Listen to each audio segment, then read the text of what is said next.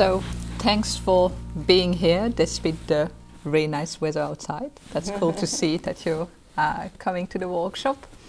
And so the whole idea today is to discuss this idea of like how and when to fit in and how to stand out at the same time, because you do need both when you're searching for a work, right?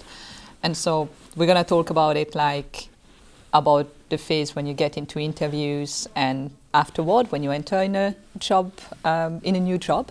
But it is applicable from like the beginning as well, and like when you're networking or in other situation, like a lot of these tips are applicable like whenever you meet someone in a new context, and especially in a professional context, like if it's a job fair or whatever, those things apply as well. And the vocabulary we're going to discuss are things which are always constant in the professional setting. And so shortly about us, like for the people who have been already here, like you already hear that, but like Perform on Top is like a social project. So it was created by international who arrived to Sweden, struggled to find a job, and then wanted to create something for the next people who would arrive to help them through sharing like how they did it and how they achieved it. And so we have little pictures about previous event where people were here. Like we have been doing like workshop during the pandemics, and we had a lot online. Then we have been doing like different side projects specific to like certain group. Like we tried to run a project with people who had like small food business ideas, or like we had human library at the side as well. But like the principal project, which have been running now for the fourth time, is this seminar like specifically about how to get in the job market. And so it has been evolving every time in the form, because like first that was like in person, and we had to shift everything online, and then it was shifted back in person. And so here are the 5 people who actually started the project, and today we have Christina and Pritama with us. And Alex, Anastasia are pretty busy with a lot of other events going on right now. Nupur was supposed to be here last time, but then she was sick. So yeah, they're still around, but like we try to divide as well the work, so not everyone is at all the event, but like everyone help with like their own skills. And so as you can see, like the way the project has been set is that people come in with their own specialties, their own angle, and so they can really contribute with like not just, oh, that's my personal journey, but as well like the professional experience that they have, and put in the project with these competencies and these skills. And so today we're going to have the first part, which is going to be dedicated about how to stand out when you are searching for a job and what you can do. We already started a bit this discussion last time with Juliana for people who were here about how you can personalize your application. But here we're going to talk about, okay, what can you do outside of the job application? What are the other things that you can do to stand out when you are searching for a job? Then we're going to take a little break to have more chance to like hear of you as well. And then we're going to get the second part, which is going to be more about, okay, what is important to fit in and belong in a new work environment and workplace. And so we're going to get started with the first part, except if there is already a question. So I'm going to pass it over to Christina. Yes, so we split the workshop into 2 parts. Part number 1, how to stand out while looking for a job. Part 2, how to fit in. So, and I will briefly speak about Swedish, because as you know, it was one of the questions for this workshop. So let's start. Why I say stand out? Because like for a Swedish population, it's not standing out, it's fitting in, because this is the language of the country. But not all foreigners can Swedish. So for us, this is also like a way how to actually stand out. So yes.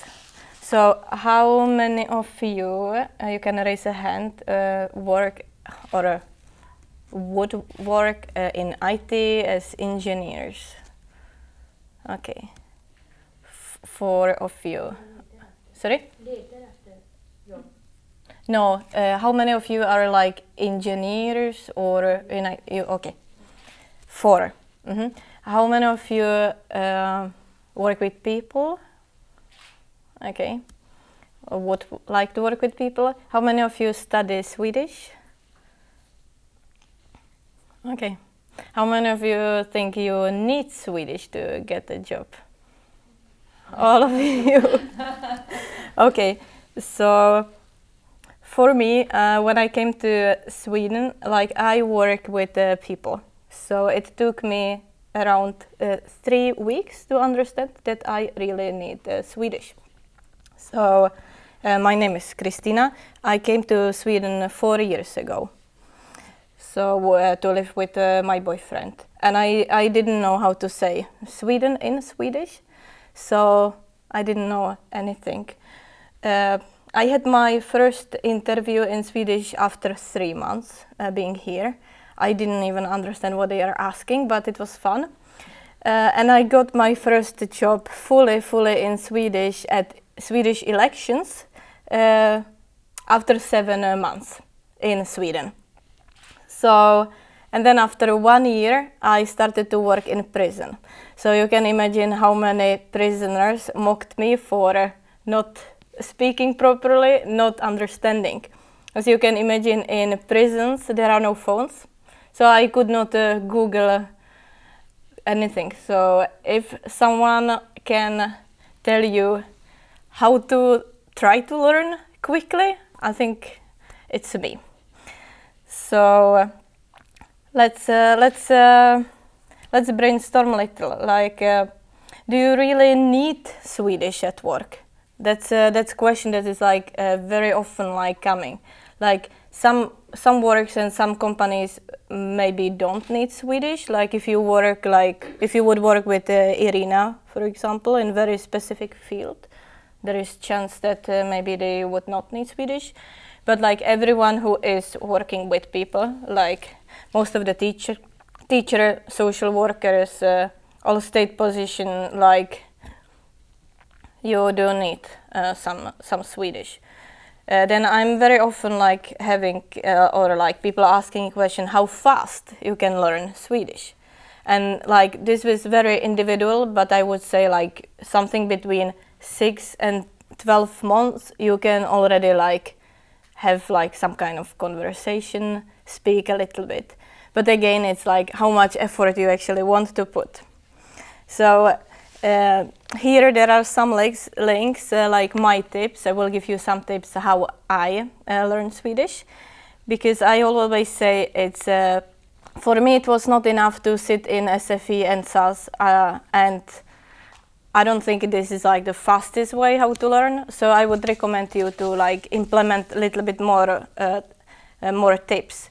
And first of all, that is like very like thing that we forget like very often is that, or at least for me, like I got very frustrated, like frustrated, and I was very concentrated on how I feel.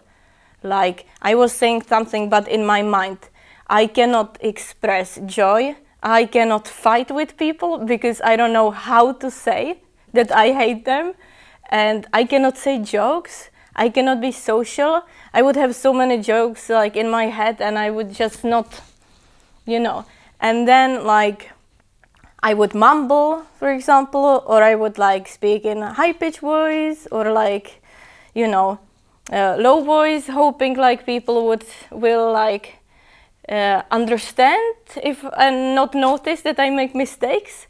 So there is a like lot of psychology like behind when learning, and we should not forget this, because sometimes we are so stuck like, do I say it correctly, that we forgot that like language is one part, but non-verbal communication, it's like huge part of like this process as well.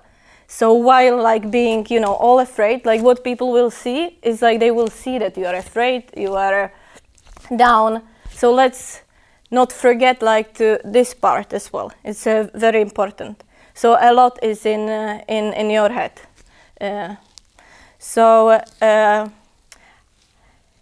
I always say like that there is not so much, it's not so useful to add a lot of stress, like, oh, I have to learn Swedish, I have to make time for it. So what I say, it's like better to implement Swedish to what you're already doing, like your daily activity. For example, how many of you watch TV or Netflix? You can again raise your hand. Yeah, like most of you or all of you. So there are like actually like good apps then like offer like double subtitles, when you can put subtitles in your language and subtitles in Swedish. It doesn't cost anything, you still do your favorite activity. And this it's application, or like it's Chrome extension, language learning with Netflix. So I recommend everyone like to download it, or like to have it in Chrome, or like there are different applications, but I like this one. And it's going to help you to get in touch with Swedish. Then like this little small logo up there, like it's a Swedish NGO that is having different apps for learners as well. They have like something similar. They have Swedish content, Swedish news, Swedish documentaries, Swedish movies that are normally like in Swedish television. But like again, it's double subtitles with translation right away. So it doesn't cost you anything extra. Like it's just something very easy that you can do to get you started. Then like my favorite app, and I use it until today, it's like from this NGO as well, and it's like a reading app where you can download books. And again, you have like instant translation when you click on the word. It's even like faster and better than Google. And just so you can read long text, even books with not fluent Swedish. So look at them. I can also like during break show you these applications if you want. So, but this is how I learned Swedish. Then, yes, when I started to work, yes. So is it allowed to take a photo? Yeah, of course, take. When I started to work in a prison, you can imagine there was a lot of words I did not understand. So I was writing them on a piece of paper, and this is also something I recommend.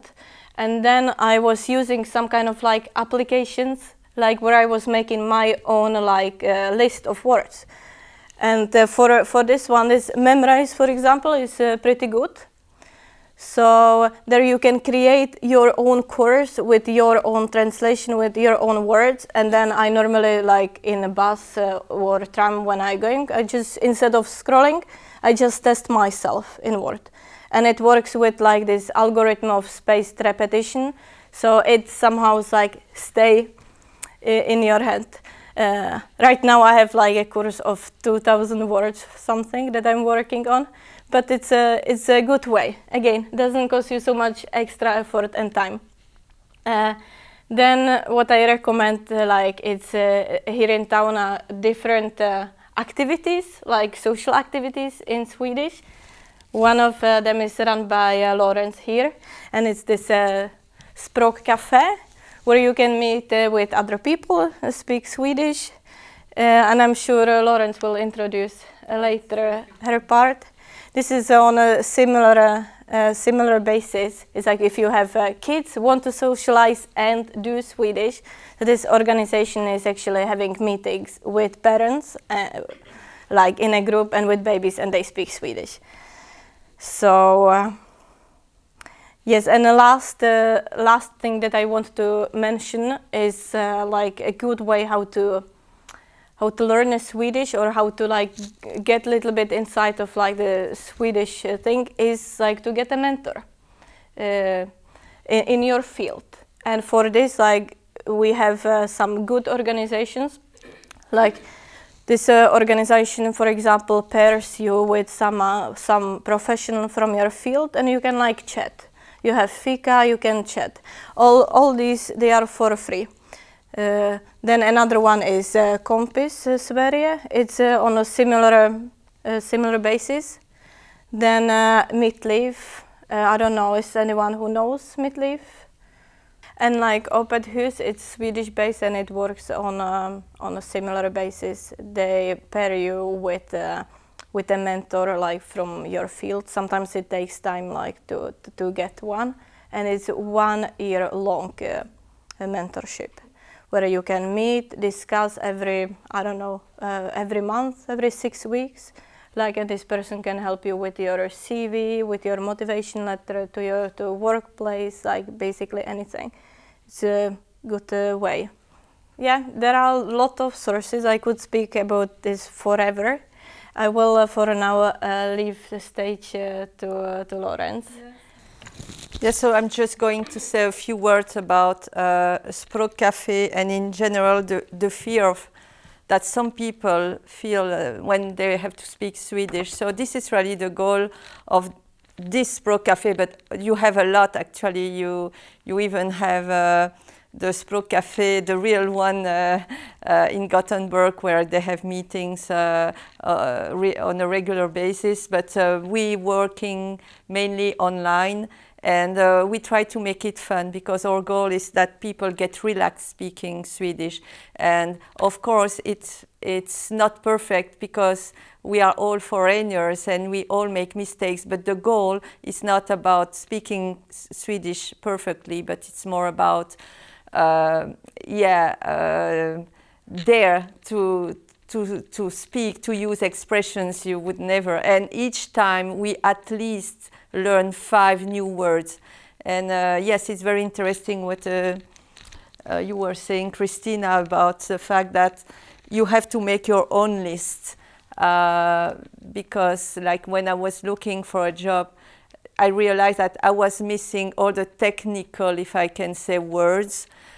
So once you have reached a certain level with a like everyday conversation, then you can start adding by going through websites or the vocabulary that is needed for your personal use at work or in the job you are looking for, preparing for the interview. And I can even give you a little tip about what I did when I had my first interview in Swedish. I was very lucky because it was online. So I put the computer in this way in front of a wall, and I was standing up, and I had put all the important words sticked on the wall in front of me, so I would feel like very professional even in Swedish. But yes, it's possible to reach that level. It doesn't mean you have to be able to read very difficult books. If you manage the basic vocabulary plus the specific vocabulary of your profession, then it's already a win situation for you and for the employer. Yeah, so but I'm going to go to the next part. Yeah, so today I want to speak about entrepreneurial mindset. I'm not going to tell my whole story because you noticed I'm 53.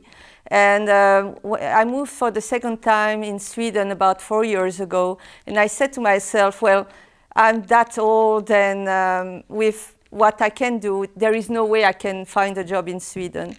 Yet I was, my job before, when I was in Belgium and after that working in France, I was a consultant and counselor for people who start their own business.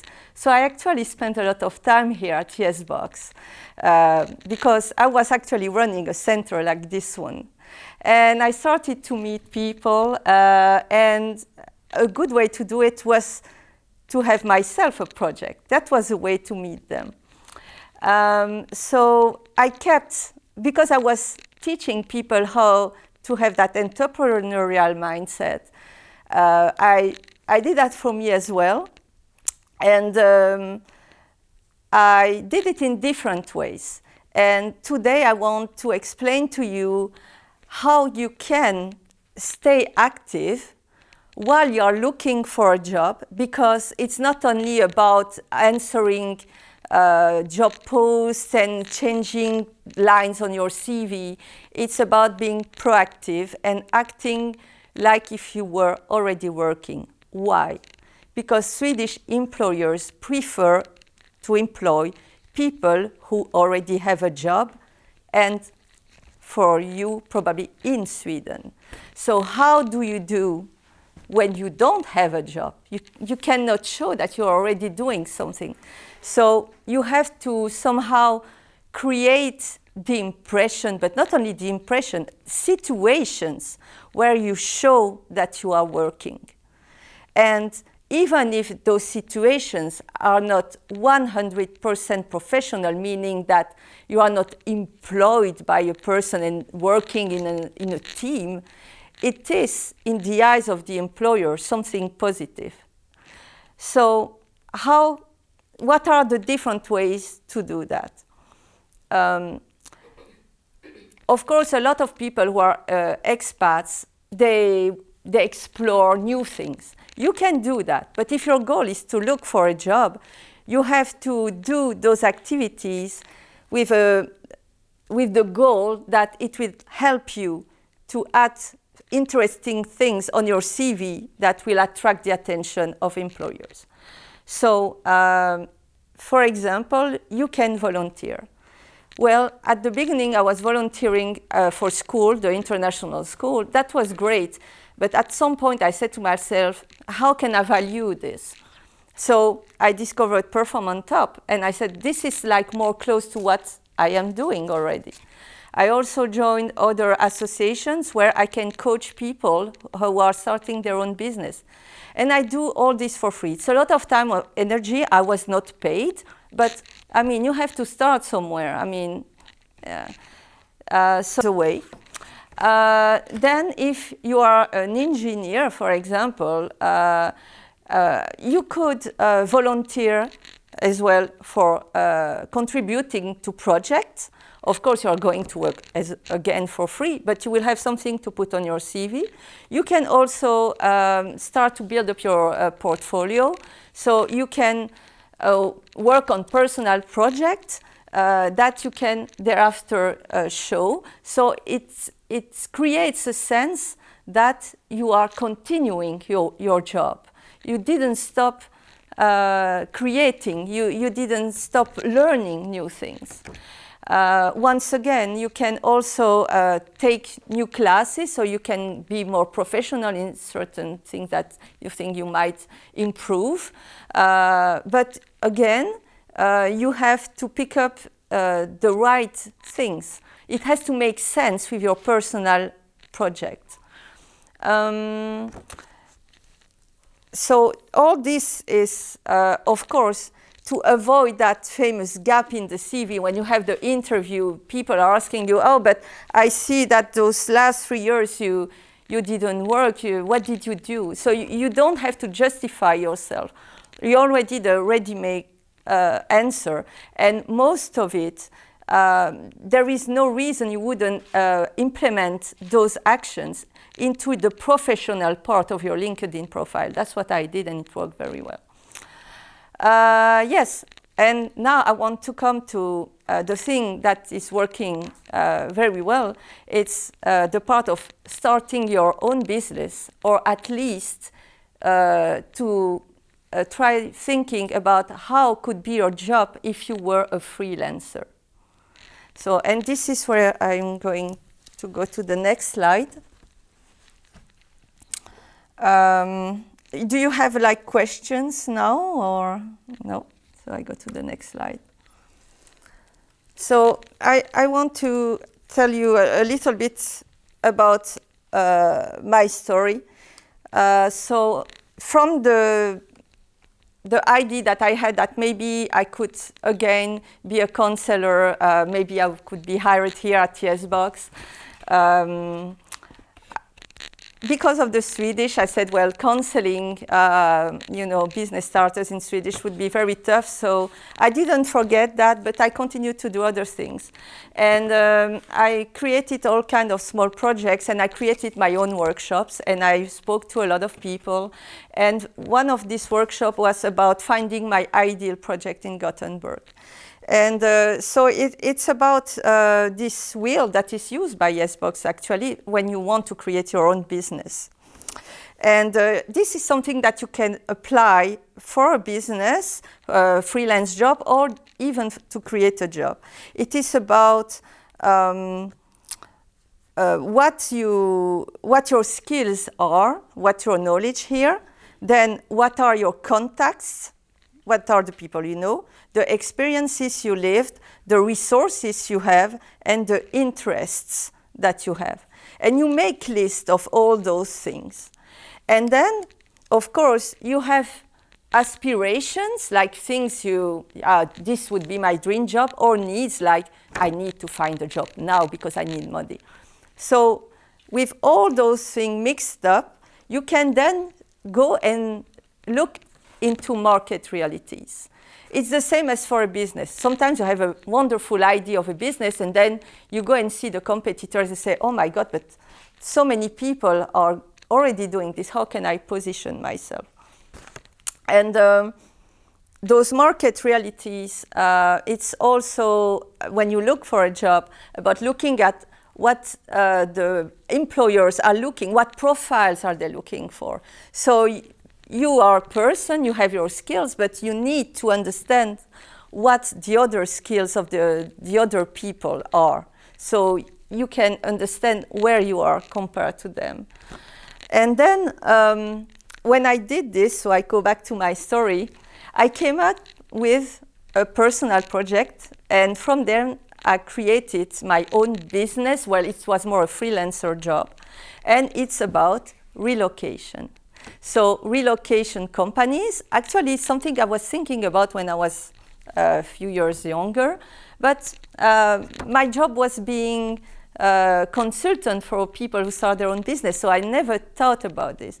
But with all the people I knew, the network I had created, I realized that this is what I like to do. I like to meet people from other countries, and I just by Googling, I realized that I was actually a relocation consultant. That's what I was doing, and that there were jobs about this.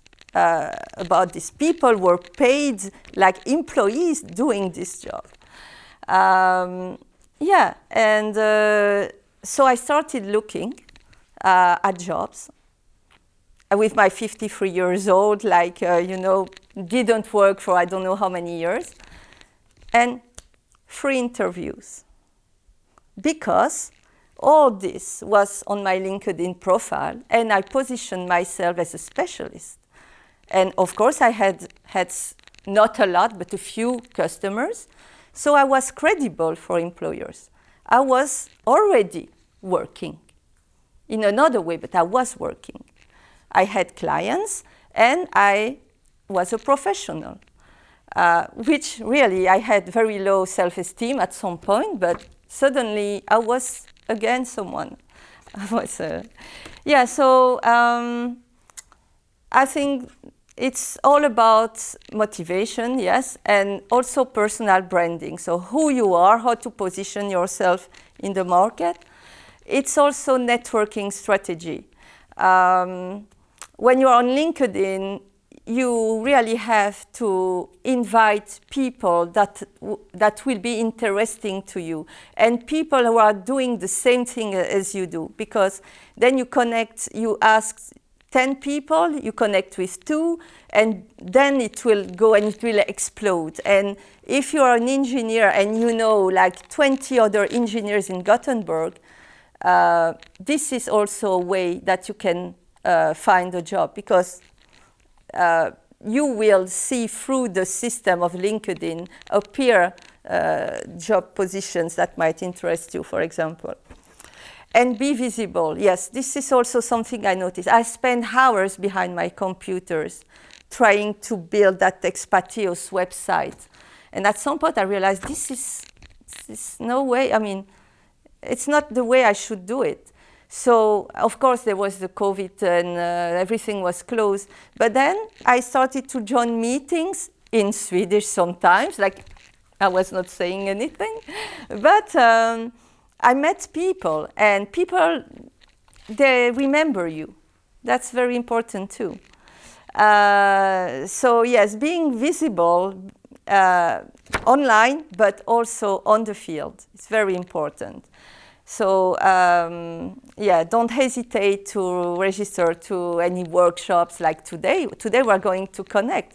Maybe tomorrow, Irina, she will think about you for a position that's open. You never know. Be visible. And yeah, the positioning, I spoke about it already. So yeah, this is how I build what I call the startup me. Yeah. So now I have a job. So I'm working as a field consultant at Human Entrance. And I'm very happy because I'm doing the job I was looking for. So now my customers, they are their customers, but I'm still doing the same job and I'm employed. So thank you.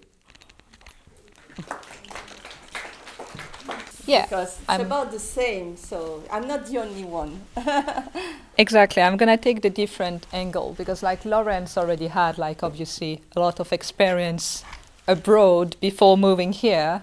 I was a master degree student, so I had like student jobs and kind of side hustle next to my studies, but no like real like 100% job before moving to Sweden because I was still like finishing my my master when I moved, and so it's as well hard to get like your first real job in this sense where you're moving abroad.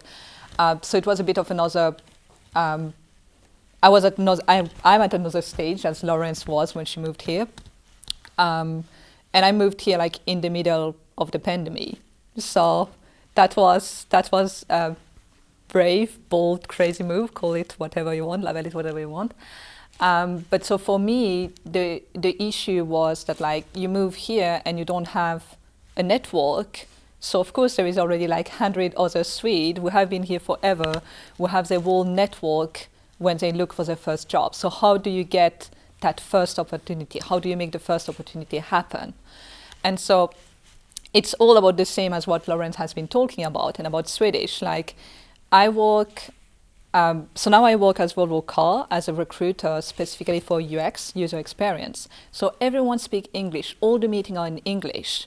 But I got the job because I approached the people that I connected with in Swedish.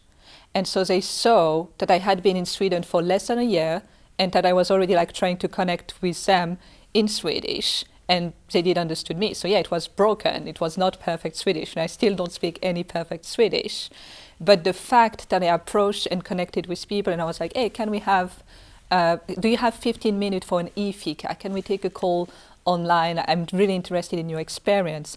And like making it about them and not about, hey, I need a job. Do you have a job for me? But really being like, hey, I saw that we have a similar background coming from social science, and I see that now you're working in this role as a recruiter. Do you have 15 minutes to spare? And so the good thing is with the pandemic, suddenly people have time because it's online, so they don't have to plan an extra meeting where they're going to take the tram, go to the city center, sit with the random people in the cafe for half an hour or whatever, but they can take the break that they take between meeting or Friday afternoon when they're tired anyway from their job, they can take 15 minutes to talk with someone and it doesn't cost them much. So that's how I approached it. I was like thinking about, okay, what are the things I want to do? And like my dream is always like, okay, I want to be working with the UN. I want to be working in an international environment. But I was still like, I'm going to need Swedish to get the entry, to connect with people. So like I did focus on Swedish. And my first job, the first job I got was after 6 months I was here. And the interview was in Swedish. And I was in a similar situation as Lawrence. I had all my notes, because it was online, I had all my notes around my laptop to be able to have an interview in Swedish. I made it to 2 rounds of interview in Swedish. They recruited me for the job to work as like a helper for an after-school program for kids. And I didn't understood anything what was going on. Like I didn't understand the kids. The kids were like, "You speak weird. Why do you use et or en or whatever?" So like I had a completely broken Swedish. And so after 2 weeks, they did sit down with me and they were like, "Hey, look, that's not working out. Like, your Swedish is not good enough. We're happy to keep you as a volunteer, but we're not going to pay you for that. And for me, like, that was a wake-up call. I was like, I don't want to go to the school, keep doing the same thing as I was paid for 2 weeks to do. And I saw that they had a need to have someone and keep volunteering with them because I was not getting enough back. So I did focus really much on Swedish. And then when I was focusing on learning my Swedish, I was positioning myself as well about being a specialist of diversity, inclusion, and belonging, because that's the topic I like. That's the topic I want to be talking with. That's the topic I read about anyway. And so I just started like posting regularly on LinkedIn, like putting hashtag so I would be visible. So like the people I would be connecting with would be seeing me talking about this thing, would be seeing me writing about this thing. And suddenly when they see you like writing about a topic regularly, they're like, oh, this person is actually a diversity inclusion specialist because they talk about it constantly, publicly. And so I did that regularly. Like, but I wrote posts on LinkedIn. I connected with people with like, when I saw that there were something interesting. So not just like adding the people, but always putting a message when I was connecting with them, telling them, hey, I'm reaching out to you specifically because I saw that on your profile. I saw that you're working with this, and I'm curious to hear your experience. And so I did that with a woman who's now my colleague. And so at the beginning, she was like, yeah, sure, I'll take a coffee with you, because I approached her in Swedish. And she was really impressed to see that. And so at the beginning, she kept like postponing because she didn't really have the time and she didn't owe me anything. She didn't know me. But then a couple of months later, when there were an opening and she needed someone like directly, she reached back to me and she was like, hey, are you still interested in this kind of job? Would you want to come for a first lunch, because we need someone like urgently? And that's how I got the job that I have now as a recruiter, as a tech recruiter with UX. And so it's ended out that, yeah, the whole department actually are all international. All the meetings are in English. That's kind of the downside of the job, that I don't get to use and improve Swedish. And like, the person I connected with is American, but we exchanged in Swedish the whole time before we met because we didn't know. And so the first exchange were all in Swedish, and then we realized, oh, actually we don't need Swedish. We can just speak English. We're both more comfortable with English. But so to make this connection, like, it really helps you to stand out, even if like it's not about having a perfect Swedish. It's really about like, as Christina mentioned already, and Lawrence as well, it's really about daring to use your broken Swedish out there with people, because then they're like, oh, that person is making an active effort. They want to be in Sweden because they're actually investing in learning Swedish and this kind of thing. And so we're coming to the next thing, which is, okay, we can all actually be specialists, because being a specialist is not a protected title. You are a specialist if people consider you to be a specialist. So with all what Lawrence already presented about like all the things that you can do about volunteering or creating your own project, like just being involved in something that you are actually interested to do, can help you to position yourself as a specialist. And then the first time you connect with someone, maybe they won't remember you. And like, you will gonna be embarrassed because your Swedish was horrible and your elevator speech was terrible as well, and you're gonna be embarrassed. But like, the person don't remember you of the first time. But the second, third time they meet you and they read about you and they're like, oh, that person is sharing interesting article. Like, yeah, you don't even have to write things, you can just share interesting information. Then they start remembering you and they have you in a corner in their mind as, oh, that person is a specialist of this topic or that topic. And so that's something you can build as well when you think about, okay, what am I good at? What are my passion or my hobbies? What do I like to do? What do I like to read about? What do I feel that I can share with other people because I have a lot of knowledge about? So like, what makes you special, or what knowledge or skills that you have make you special that you can share with other people? And so like, yeah, which of these can turn into a job or can help you get closer to a job? And then once you have answered this question, okay, what is the plan to actually make it happen? Because it's easy to get distracted being like, oh, I should do a bit of that, I should do a bit of that. Like, oh, I should absolutely learn coding because I'm going to get a job if I learn coding, because that's the most important. Maybe it's not. Like, maybe you hate coding and you don't want to work behind a computer, so maybe that's not the right thing to invest in. But so it's about like, positioning yourself as a specialist, deciding that you're going to be writing about this topic, talking about this topic, going to event, network with people who are in the field that you like and that you like to want to be in. And then like, okay, what are the concrete action that you can take to get closer to be a specialist or be working in the field that you want? So what are the things that you can do already today? Like sharing an interesting article on LinkedIn is going to take you, 2 minutes? You can do that today already, right? And so you're going to start showing in the algorithm of people who talk about these topics. In the coming week, is there any interesting event? Can you schedule one e-fika with someone who is working or writing or talking about anything that you're interested in, a field that you want to be in? And in the coming months, are there like bigger plans that you can do? Are you missing some skill that you should learn through like a program or a course or reading a book, watching YouTube video or whatever works for you? And so I think that's like the conclusion we have for this part. Like whatever you feel, don't wait for a job to be a specialist as what you like and what you want to do. Like start being a specialist, present yourself as a specialist, and like then share it on LinkedIn. Like, do people need to know if you're paid to do what you're doing? If you're spending time on a project and energy and you're building something, it doesn't matter. Like, I never asked a candidate in an interview where you actually paid to do the job you put on your LinkedIn or your resume. So like, if they ask and it was a voluntary task, of course you shouldn't lie. But if they don't ask, that's on them, right? So we did brand it ourselves already as I'm a specialist of diversity, inclusion, and belonging. That's the topic I talk about. That's the people I connect with. That's the field I'm recognized in, even at work. People, when they meet me, my colleague in the recruitment team or the larger team, don't see me as like, oh, you're a recruiter. So like, oh yeah, you're that recruiter who's always talking about diversity, inclusion, and belonging.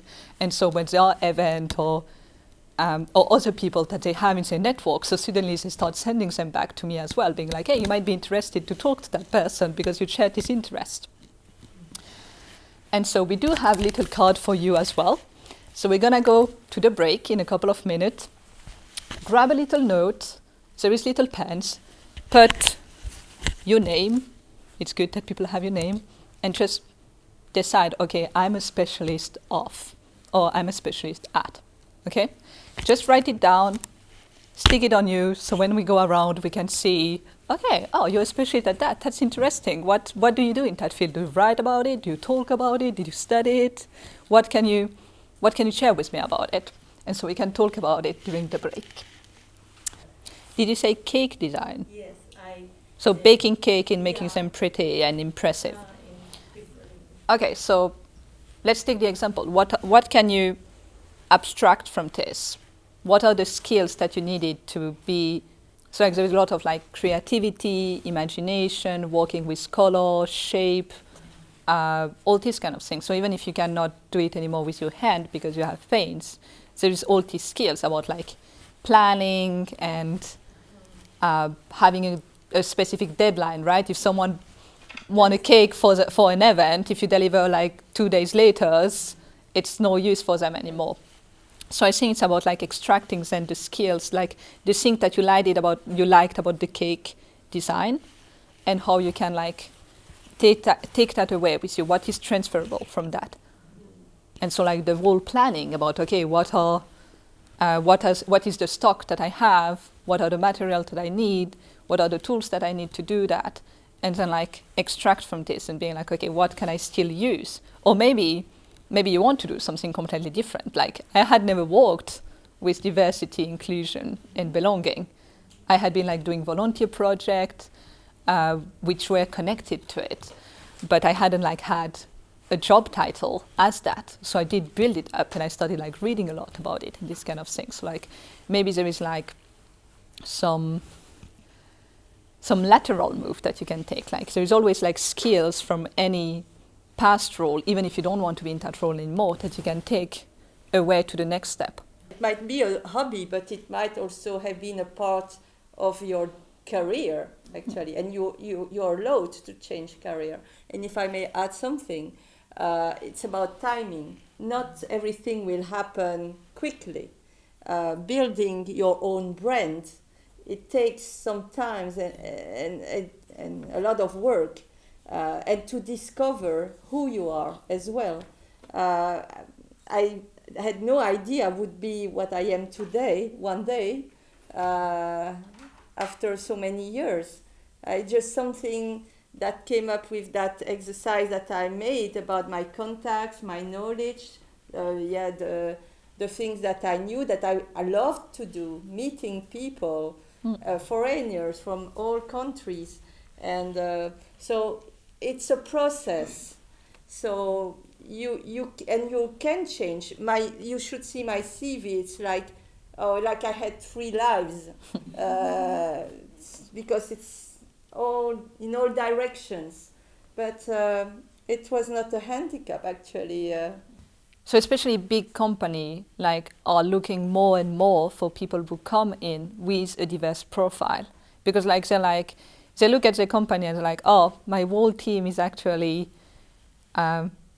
Swedish men engineer who all studied at Chalmers, and then they're like, okay, how is that actually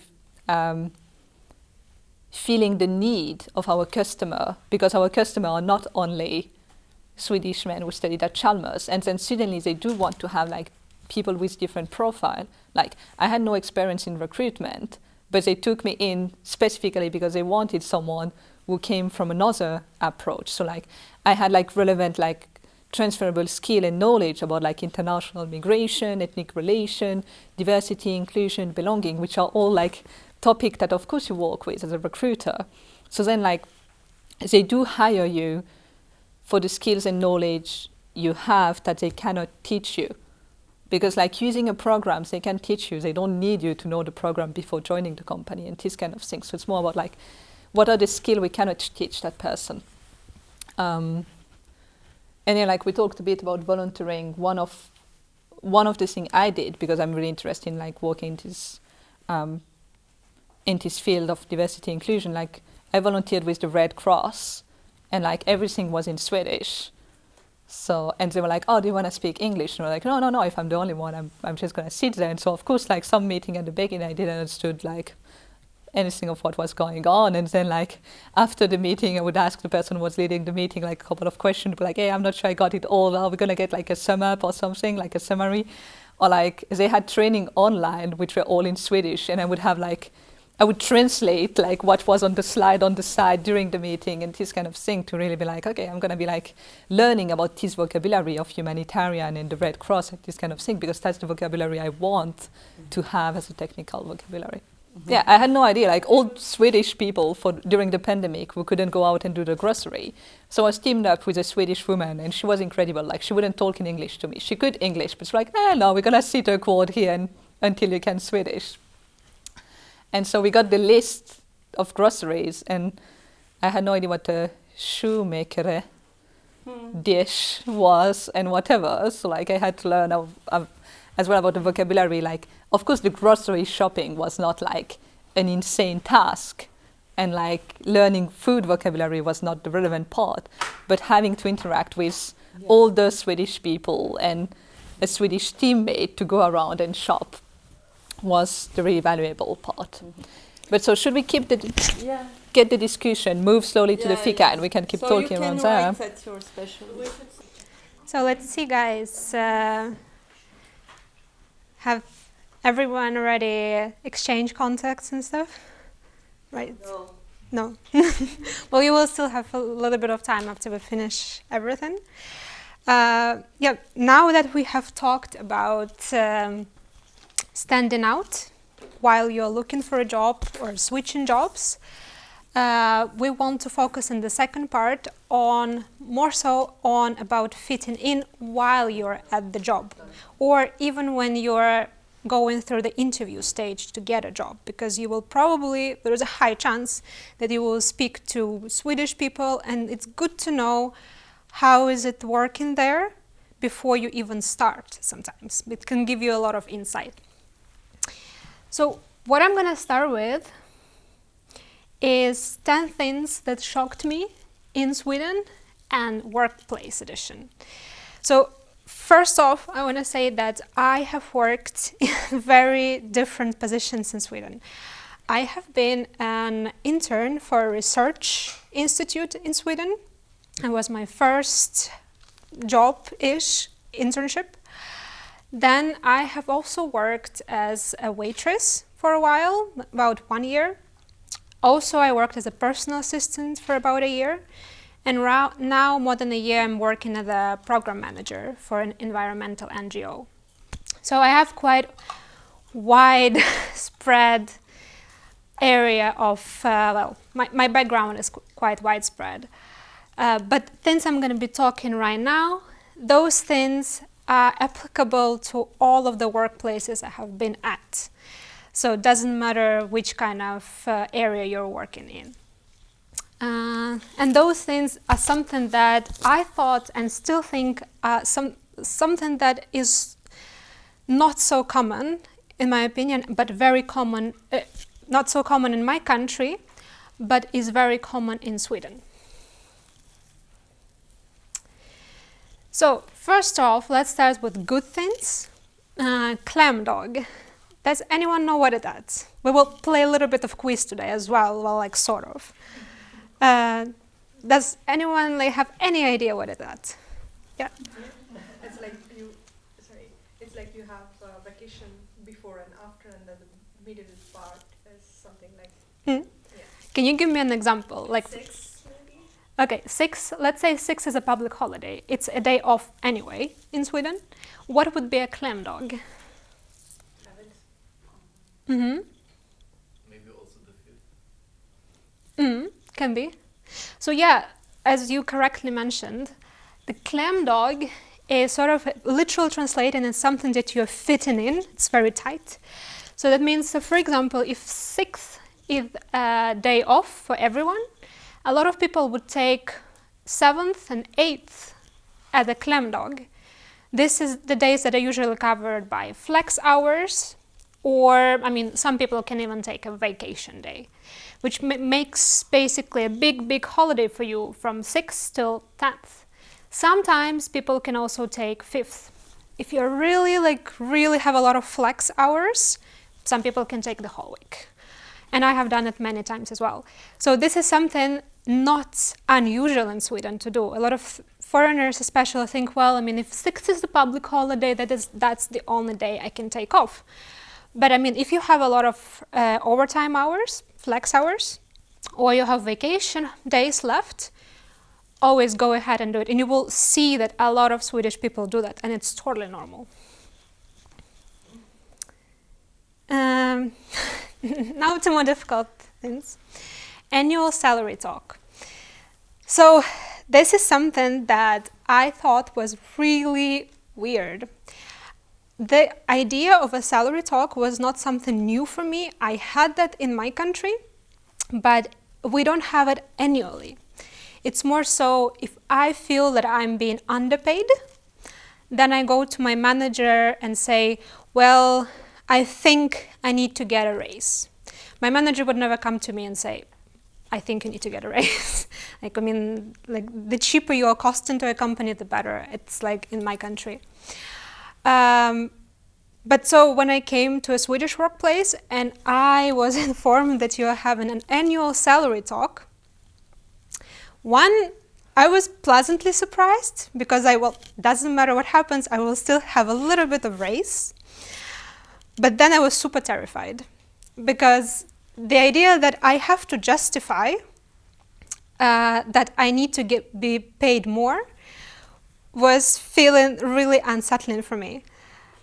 Because I was thinking, well, what have I done in 1 year that would make me a better employee, that I would be paid better. Well, a salary talk in Sweden is really casual. It's not something that you need to be like crazily prepared for. You don't have to have a presentation about your yearly work as a performance. It's most probably your union has already done it for you. So does anyone know how it works in Sweden with unions? So essentially every workplace, well, most of workplaces, 90% of workplaces, have a union attached to them. And that union is responsible to make sure that the employers are feeling well at the workplace and they're also paid fairly. That means that the union will do this negotiation already in advance. So they will already establish a certain level of raise that all the employers, so on the companies within that union, that are attached to that union, will have to give to their employees. So this is a good thing to check. What is your union? So you already will know even before your salary talk that, say, normal would be like the minimal would be about 2% raise, but you also need to think about, before you go to your salary talk, what is the current inflation rate in the country, in Sweden? Basically it means, say, last year you were earning 25,000 kronas before tax, okay? And well, now, year after, the inflation rate is, as far as I remember, 4.5%. It's quite high for Sweden. That means that your salary of 25,000 has been depreciated. That means you need to get a raise of at least 4.5% in order to adjust for that inflation. So anything less than that, you're losing money. You're earning less than 25,000. But obviously you want to get a bit more rate than just inflation. So I would say it's look up what is the range of the salaries within your sphere, within the experience that you have. And this is something that you can actually learn through the union. They're very open about this information. You just need to be a member of your union or another union that basically is something that is attached to your profession. They're super open to give out this information. And I think it's very good to be aware of that before coming to a salary talk. So I actually have had 2 salary talks now. They went well, but I was quite nervous before them.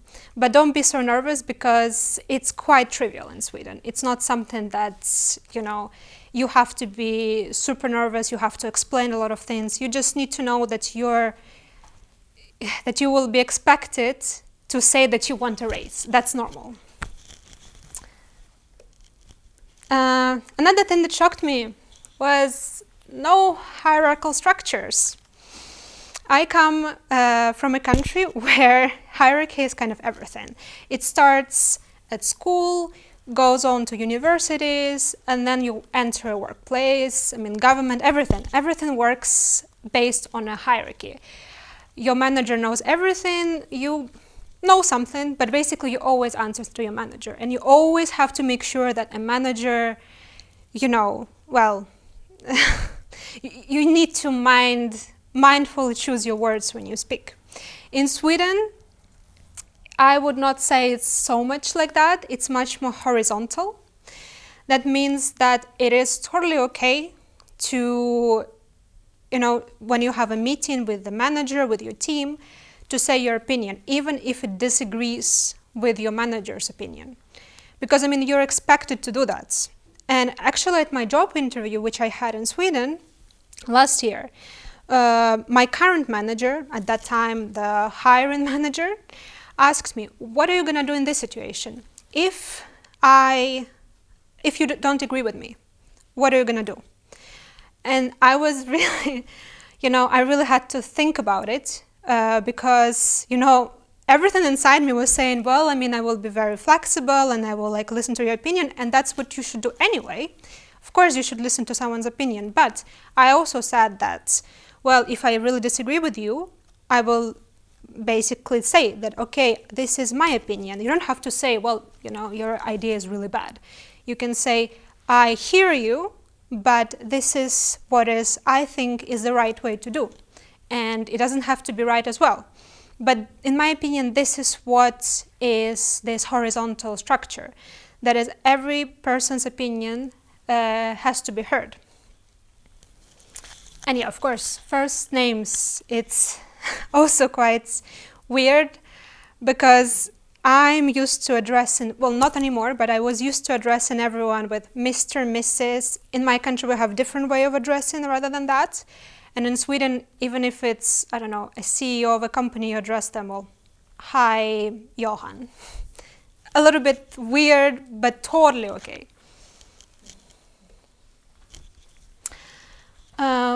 Yeah, work-life balance. And so I want to confess that I'm a huge workaholic. At the moment, I think I have about 29 vacation days and I think about 100 hours in my flex. So a lot of time that I have to take off, but I'm not willing to do. But in Sweden, it's really important that you take your time off. It's also part of the work culture, even though you're not having your vacation at work, but it is part of your work culture. And this is absolutely okay to do. It's absolutely okay to take a day off if you're not feeling well. It's absolutely okay to go to a doctor if you need to. It's also okay to take your 4 weeks of vacations in summer, which is actually protected by the government. So now I think, for me, it was something that, well, I was thinking, well, okay, I have a lot of work to do. Like, how can I take a vacations? No, if you don't take your vacation, you will not work well. And this is something that all employers want to make sure that you actually have enough time off, that you can be a productive employee. So please do take your time off. This is another quiz question. What are those weeks? Summer holidays. Yeah. How does Sweden look during those weeks? Off. Yeah, so these are the most normal weeks to take holiday in Sweden. Week 28, 32, it's roughly 2 last weeks of July, first 2 weeks of August. And those are the weeks that look quite empty, especially in Gothenburg, which is very industry-based. I remember I couldn't even book an appointment at a doctor because the clinic was closed. Not the vårdcentral. Vårdcentral will be open, but specialized clinics might be closed as well, which was really weird. I couldn't even get an appointment at a doctor. So also actually take this in mind when you're, planning things, not even at the workplace, but just in general. Those weeks are quite dead. You'll probably not even get a lunch at the restaurants because the lunches will also not be served. And this is pretty much the weeks that people are expected to take vacations. And some employers even, will not require you, but strongly recommend you to take vacations during that time because a company would be just, all the operations will be closed. Take fika really seriously. I mean, okay, jokes aside, basically what I mean is if you're invited for a fika, or if you're actually responsible for fika, make sure you bring something good and make sure to participate. A month ago or so, my partner legitimately had 30 minutes discussion over a Zoom call about what are they gonna buy for fika next week and where they're gonna buy it. It was a 30 minutes discussion and I was just sitting there and thinking, oh my God, is it really so important? And then he finished his meeting and I asked, come on, there are so many restaurants, there are so many cafes, there are so many deliveries. Why is it so important? He's like, no. What are you talking about? It is very important. Because, fika is such a big part of the Swedish culture that you should definitely attend it. you don't have to drink coffee. I'm not a big coffee drinker, but I mean, you can have a tea, you can have some buns, but make sure to attend it. And additional thing that actually Irina was talking last session we had is very often they will have fika sort of during an interview. It doesn't have to be something big, but I mean coffee, or I don't know, maybe they will have some fruits, also can be a part of fika. Take it. Don't say you will not do it, like, you know, maybe you have eaten at home. I don't know, just take a small thing, because it makes, you know, everyone else feel more comfortable. Because when imagine yourself, if you are just sitting there or standing there and just drinking coffee and no one else is drinking, it makes you feel a little bit off.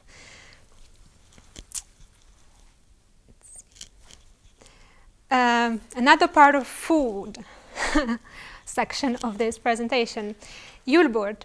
Has anyone ever participated in the julbord? Okay, I see a couple of people have. So this is something that companies normally do around Christmas time, usually about 2 weeks before Christmas, 3 weeks before. They can start as early as late November. So companies invite their employees for a Christmas table, so-called, literally translated. And this is also, in my opinion, a big part of the workplace culture, because there are certain dishes that you will definitely eat. Can anyone name any of the dishes that will definitely be present at the julbord? Yeah, herring, like pickled herring with mustard.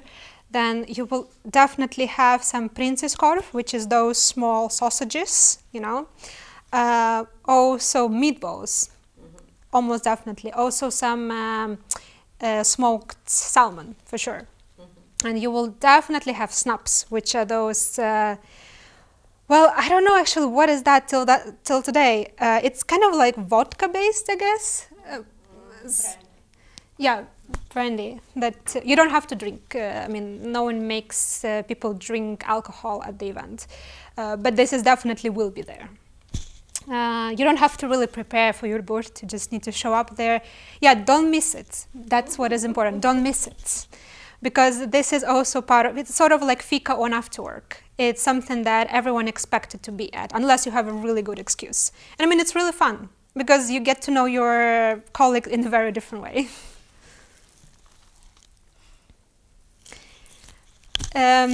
So this is something that was really frustrating for me in the very beginning.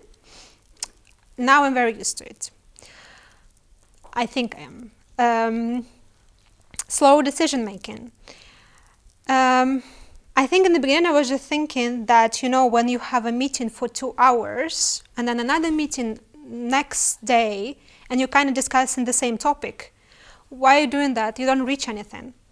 Well, now I think more about it in a way like everyone needs to be heard. It's important that everyone said their opinion. And sometimes it really takes a lot of meetings until people reach a decision. And no one, I mean, there are a few instances when decisions need to be made quickly, but in 99% of cases, decisions will be made slowly. And this is something that you also need to be used to and not be super surprised. Don't push it. Don't be like, oh, well, okay, like, let's get up things, like, okay, it needs to be done now, and now, like, you know, tomorrow, yesterday, you know, like, when it needs to be done, yesterday. Like, I really don't like when people answer that. Basically, this way, I think people make sure that, one, as I said, everyone had their say in a decision-making process. Two, that the decision that you make is really thought through. That it's not something impulsive, spontaneous. That a decision that is good, and that like you're proud of that decision. It really sometimes can take a lot of weeks before you get a reply from an employer about whether you were invited for an interview or not, and that's not something abnormal. Because in some instances, I have even seen when it says in the application page that you will probably receive an answer from us within 4 or 6 weeks. Like, if they're kind, they will actually write that, so you're not stressed. But most situations, they will not write that, so don't expect to get a reply immediately. Sometimes you may have started working at a new job and just received the reply. It happened to my partner. So connected to the previous one, you will have many meetings. Manager meeting, department meeting, team meeting, check-in meeting, a lot of meetings. Please be present at those meetings. Don't think that they are irrelevant. Even if you're looking at a meeting and think, well, nothing's going to be at that meeting, there will be no interesting topics discussed.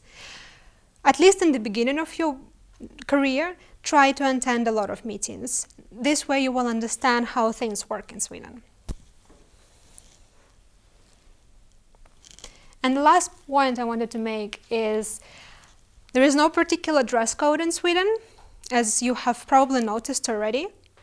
So it's not like you're expected to wear a suit every time you come to work, but one, you also shouldn't come in your shorts, even if it's really hot. Like, please don't do that. I literally heard my partner say that I think he has been rejected after a job interview because he was wearing shorts. No one said it to him, but when he saw that, everyone else there was wearing pants, even though it was a really hot day, he said, he kind of deducted that it might have been connected. So even though there is no specific dress code, it's still good to be looking sort of, looking fresh, clean. Maybe don't overdress, so you don't have to be wearing heels. No one is expected that. No one is expected to do that. But also don't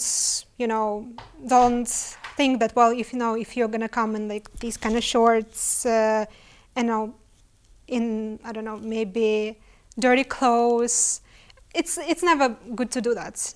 It's quite lax in Sweden, I think. You don't really have to try very hard, but it also, you need to think who you're gonna work with. Who is your client, target audience, because that says a lot about how you need to be dressed. And I think you actually mentioned it at the last session that it's always better to overdress than maybe not dress well. Because, if you're gonna wear a suit to a job interview, no one's gonna be like, well, that candidate was like, totally out of place. But they would just think that, that you are like really trying hard to get a job. At the workplace, as Irina said as well, it's good to kind of read the room. Of course, it's really great. I know, I have a friend actually who really likes, traditional attire of her country. So sometimes she would dress something like that, much more colorful. But she's also, this is not something that prevents her from doing her work. It's totally fine for her. And people also know her. But like maybe when it comes to job interviews, it's good to be, be dressed casual, dressed like, elegantly but casual. And that's it from me, actually. So if anyone have any question, like, you're welcome to approach me, and I will be happy to answer. We will play a Kahoot quiz. Yeah, February they call it sometimes February. So. Oh, that was too easy. Okay, everyone got it right. Yes, it means it's a temporary position where you are filling for someone who is, for example, on maternity leave, or during summer. During these summer weeks where ordinary employees are going on holiday, then you can jump in. It's also a good chance. It's a good like these shorter employments. They normally start recruiting people for vicariat already around March, for example. So it's a good period to search for work.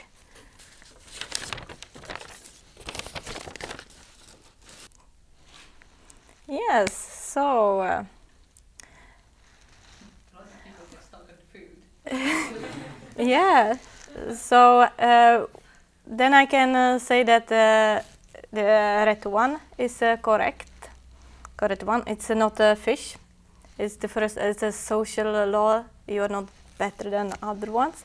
It comes from a book. Yeah. It's called the Law of Jante, and it basically it's 10 different rules, and we can sum up like do not think you are special, better, or more important, or smarter than us.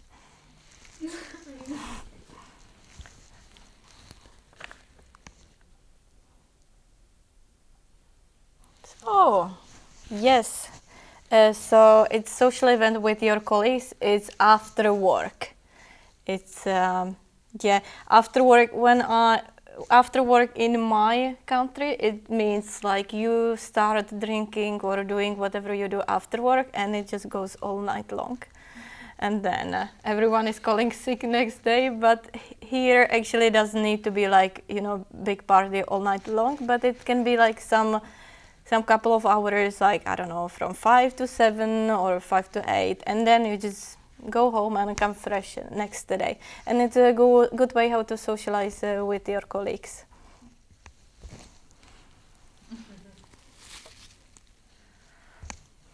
Wow. A Swedish word for a labor union.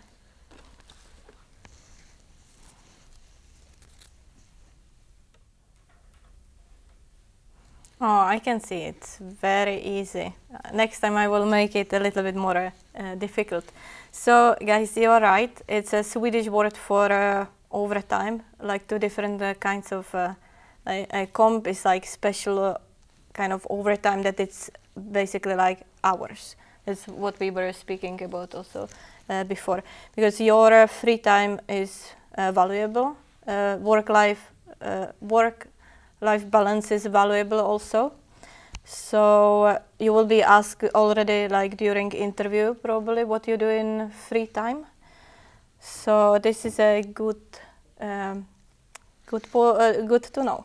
And this word, yeah, probably every Swedish job description will have. So, someone who would like to share, like it's the red one is correct. It means a probation period. It's a Swedish word for probation, like employment with probation. So it can be different. It can be shorter. It can be longer. Sometimes it can go up to 6 months. Next one. So. Röda dagar, red days in English. And red days or röd dag is actually a Swedish word for a holiday. So on these days people are not working. So if you remember Diana showing you like this nice calendar, so then the day was actually red on calendar, so this was a red day, so public holiday. So last 2 questions. What is a reference? One last.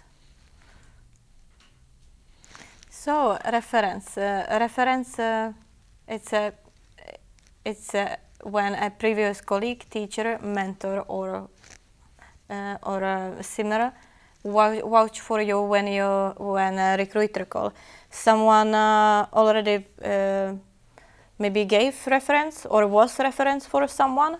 And if so, maybe you can guys share how it went or what is your experience?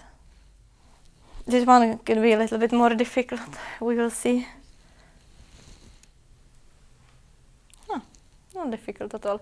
Okay, so yes, green is correct. It's a budget for every employee, like that they can spend every year on like some sport activities. It requires that you give them some kind of invoice for the activities with your number on it. But it's again like the part of this philosophy, of the whole philosophy of balance between work life and private life. Yeah, exactly. Sorry, no, it's most employees. Most employers do have this option. Not all of them, and it can be like anything from 1,000, 3,000, sometimes even 4,000. So, but most of them do. So let's see who won.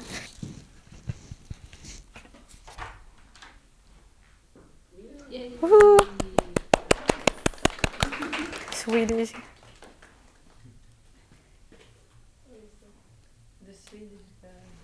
Oh, Diana is the winner.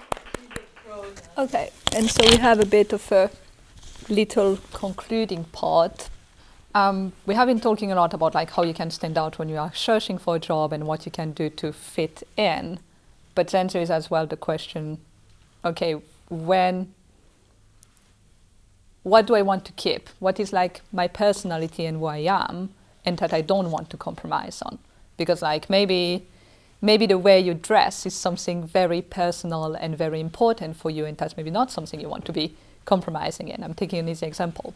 But so there is like all these activities that you should like join and do that we have been talking about at work, but then you do want as well like to keep some sense of, no, I want to be myself. You don't want to be playing a role when you go at work, right? You want to be authentic still. And so that's what I call like this part of from going to fitting in to actually belonging. And so not just playing a role when you go at work and pretending to be a Swedish person and be interested in specific hobbies because you think that's how you're going to be fitting in, but like keeping your authentic self. And so here what I want to talk about is like more this idea of like, okay, what are the things which make the person I am and that are important for me to keep in my identity?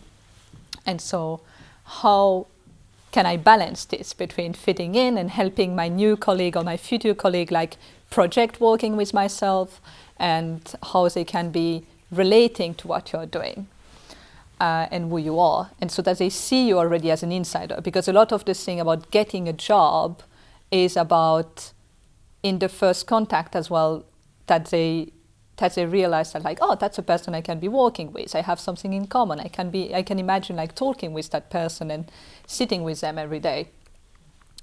And so what are the things that we can do? So we already talked about like using first name. I would go even further. A lot of people don't even use their first names. They use a nickname. And so if you have a name which is very different of like what people are used to here in Sweden, that might make like the first contact a bit difficult, because you're never comfortable if you cannot pronounce someone's names and to approach them and talk with them. And so an easy thing to do is just like use a shortening. Like that's the head of my department. When he meet a candidate, he's like, "Hi, my name is Tom," and like Calais, my first month at work, I was like confused all the time because like on all the document and the email address I was seeing constantly this Carl Johan, and no one was never referring him, and everyone was calling him Calais. And so for me it was weird to be like, can I call him Calais? He didn't tell me that I can use a nickname, and that feels very personal.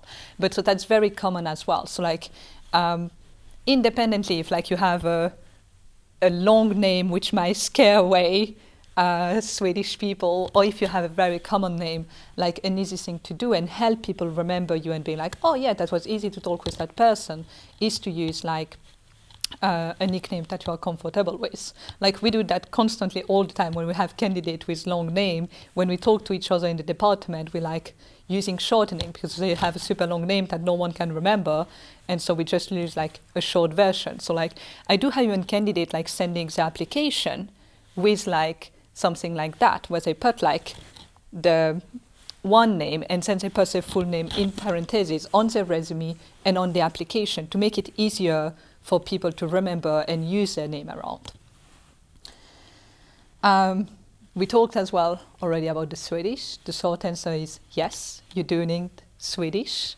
The long answer is like you don't need to be proficient, and it's about like daring to use it, like we talked about it already a lot. So even if you don't need Swedish for the job, you're going to need it to get a job. That's the point. And then the last one, like we started touching a bit about it, is that in Sweden in particular, what you do outside of your job is as important in the recruitment process and when you start working with a team as what you do during your job, because people talk about it. And so here, especially as foreigner, that's a good opportunity to use something to help people be like, oh yes, they're already an insider. They are already part of the community. They already work with things or volunteer with organization I know or have hobbies that I can relate to, right? A lot of people do go around jogging and do sport and go to the gym. So like if you're a sportive person, that's a very easy one to start with, because a lot of people can relate to that. If you're like a specialist in a very specific craft, traditional from your country, it might be interesting to talk, but people might be a bit more afraid because they're going to be like, well, I have no idea about this. So they might be curious, but it might be harder to connect. And that's something which makes you as well easier to remember, because the name, people are not going to remember the name in the early stage of a process because they see so many candidates, they see so many names going around. But I do remember that one candidate who put on their resume under hobbies that they like making creative shaped pancake. That made me laugh. That made me stop on their portfolio and on their resume, and I was like, oh yeah, I can. That's funny. Like obviously that's intentional, right? So like it's good like to have 1-2 things which are actually like more real serious hobbies that you can talk about more. But it's okay to put like, if you have something funny like that which stand out, it helps people remember you as well. So I would like, if you put your hobbies in your resume, and a lot of people do in Sweden, because that's a really important talk for Fika. Are we going to be able to have a discussion at Fika? I would suggest to put like 1-2 things which are like, oh, everyone can talk about that. If you go to the gym, or if you like going to the nature or kayaking, or yeah, I think that's the most common one. Or like even if you read, so then like if you like reading, so specify some style of what you read and not just reading in general. But then as well, you can put something which stand out, which is different. So people like then remember you. It's like, oh, okay, I can relate to that. And then there's this part which is different and new. And I don't want to keep it longer because we're already going over time. So that's all we had as material for today.